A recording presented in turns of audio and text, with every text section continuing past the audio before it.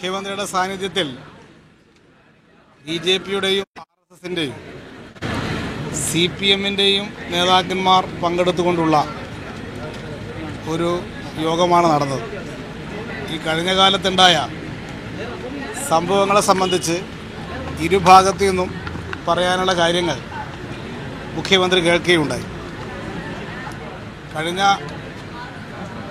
3 മാസം മുമ്പ് മുഖ്യമന്ത്രി മുൻകൈയെടുത്ത് കണ്ണൂരിൽ ഒരു സർവകക്ഷി സമാധാന യോഗം ചേർന്നിരുന്നു.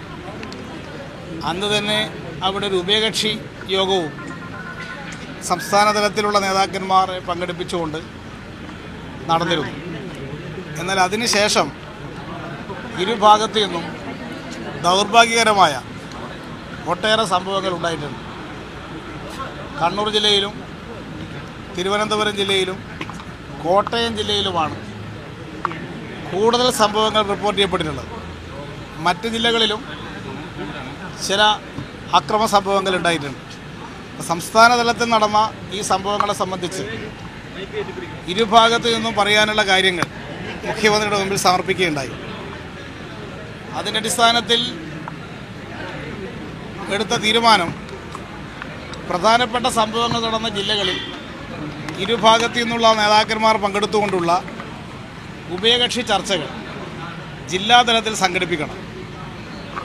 കണ്ണൂരിൽ ഇത് സംബന്ധിച്ചുള്ള ചർച്ച 5-ാം തീയതി കണ്ണൂരിൽ നടത്തും.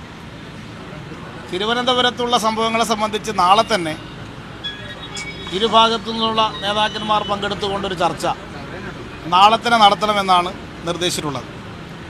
കോട്ടയത്തും നാളെ തന്നെ 2 ഭാഗത്തുമുള്ള നേതാക്കന്മാർ പങ്കെടുത്തുകൊണ്ടൊരു ചർച്ച, ഉഭയകക്ഷി ചർച്ച കോട്ടയത്തും സംഘടിപ്പിക്കുന്നതാണ്. അതിനുശേഷം പിന്നീട് എന്തെങ്കിലും പ്രശ്നങ്ങളുണ്ടെങ്കിൽ സംസ്ഥാന നേതാക്കന്മാർ തന്നെ ഇടപെട്ടുകൊണ്ട് തുടർന്നും ഇത്തരം കാര്യങ്ങൾ പരിശോധിക്കണമെന്നാണ് ഉദ്ദേശിക്കുന്നത്. ഒരു സർവകക്ഷി യോഗം വിളിച്ചു കൂട്ടാൻ മുഖ്യമന്ത്രി ഉദ്ദേശിക്കുന്നുണ്ട് എന്ന കാര്യം അറിയിക്കുകയുണ്ടായി. അത് മറ്റ് പ്രതിപക്ഷത്തുള്ള കക്ഷി നേതാക്കന്മാരും കൂടി ആലോചിച്ചുകൊണ്ട് മുഖ്യമന്ത്രി അതിനുള്ള തീയതി നിശ്ചയിക്കും എന്നാണ് അറിയിച്ചിട്ടുള്ളത്. മറ്റൊരു കാര്യം, വളരെ ഗുരുതരമായിട്ടുള്ള പ്രശ്നത്തിന്റെ അടിസ്ഥാനത്തിലാണ് യോഗം ചേർന്നത്. അവിടെ മാധ്യമങ്ങൾക്ക് പ്രവേശനമില്ലെന്നോ അല്ലെങ്കിൽ കവർ ചെയ്യാൻ പാടില്ലെന്നോ നിർദ്ദേശമുണ്ടായിരുന്നില്ല. പക്ഷേ ദൃശ്യങ്ങൾ പകർത്താൻ ശ്രമിച്ച മാധ്യമ പ്രവർത്തകരോട് മുഖ്യമന്ത്രി വളരെ മോശമായ രീതിയിൽ മാന്യതയ്ക്ക് നിരക്കാത്ത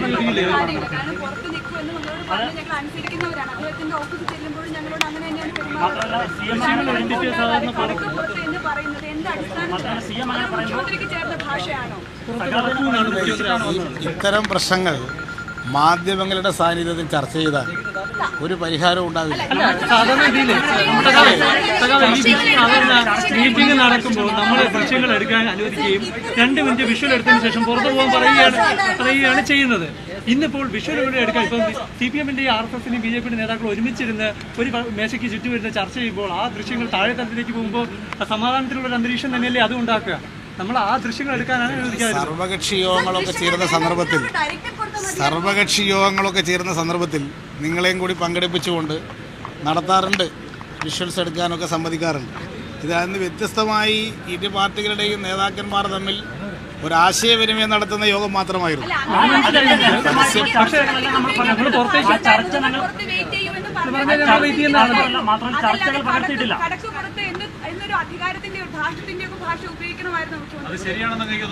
അങ്ങനെ പറഞ്ഞതായിട്ട് നമ്മൾ ചർച്ച തുടങ്ങിയിട്ടില്ല, പ്രീ ഡിസ്കഷൻ വിഷയം എടുക്കുന്നത്. അങ്ങയുടെ സാന്നിധ്യത്തിലാണ് മുഖ്യമന്ത്രി പൊട്ടിത്തെറിച്ചുകൊണ്ട് മാന്യതയില്ലാത്ത രീതിയിലാണ് പറഞ്ഞത്. ശരിയായ നടപടി മുഖ്യമന്ത്രിക്ക് ചേർന്ന ഒരു നടപടിയാണോ ഇത്? അത് ആ തരത്തിലെടുക്കണ്ട. നിങ്ങളത് അനുവാദമില്ലാതെ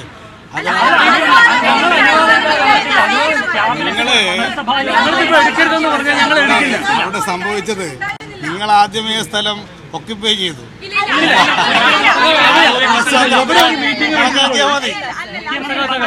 എവിടെ മീറ്റിംഗ് റിപ്പോർട്ട് ചെയ്യാൻ എത്താറുണ്ട്. പിന്നെ ദൃശ്യങ്ങൾ പകർത്തരുതാണ് പകർത്താറില്ല.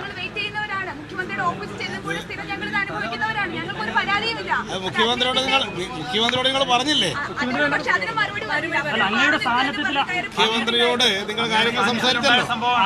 നിങ്ങൾക്ക് ഏത് കാര്യങ്ങൾ ഉണ്ടെങ്കിലും മുഖ്യമന്ത്രിയോട് പറയാം. മുഖ്യമന്ത്രിക്ക് പറയാനുള്ളത് മാത്രം നമ്മൾ കേൾക്കുക, നമ്മുടെ ചോദ്യങ്ങൾക്ക് മറുപടി പറയുക പലപ്പോഴും ഉള്ളത്. ഇപ്പൊ ഇറങ്ങി വന്നപ്പോഴും അദ്ദേഹത്തിന് പറയാനുള്ള പറഞ്ഞു, അതുമായി ബന്ധപ്പെട്ട ചോദ്യങ്ങൾക്ക് മറുപടി പറയാതെ പിന്നെ മാറി നിൽക്കണമെന്ന് പറഞ്ഞിട്ട് മുഖ്യമന്ത്രി പോയത്. അങ്ങയുടെ സ്ഥാനത്തിലായിരുന്നു രാവിലെ ആ സകാരം. ശരിയായ മുഖ്യമന്ത്രിക്ക് ചേർന്ന ഒരു നടപടിയാണോ? താങ്കളാണെങ്കിൽ എങ്ങനെ പ്രതികരിക്കുമെന്നുള്ളത് പറഞ്ഞു.